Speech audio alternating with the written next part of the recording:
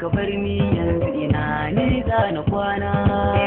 Umai da nake so ke farin cikin raina, zuciya ta na baki amana rike ni. Idan kin ka bar ni yanzu ina ne za na kwana. Ƙaunar ki ce ta kama ni ban yi zuwa. Lokaci guda kika sace zuciya ban yi aure ba. A sannan kin zan majini na jiki duba.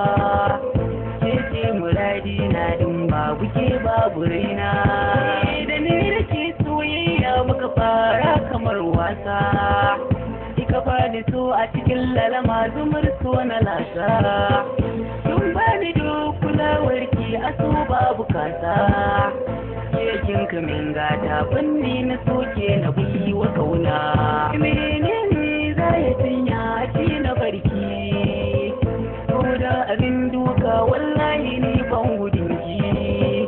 Ke sarauniyar mata ki na bawa mulki. A cikin birnin zuciyata kika bani dauki. Kamar lokacin da bawa ke neman ruwa ne.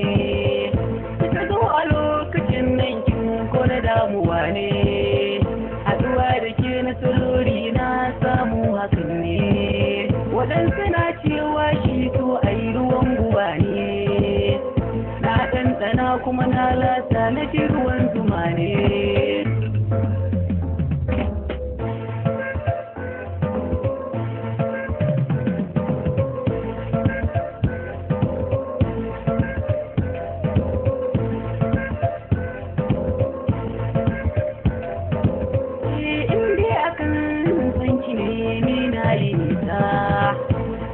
Na sa kafar wando san babu kasa, ni na riga kuma na saba har na yi nisa. Wanda ya taba gini ne za na ɗaukansa. A yanzu babban buri na auren kishi ne, idan mamata ta uwa ga ɗaya na ki gane.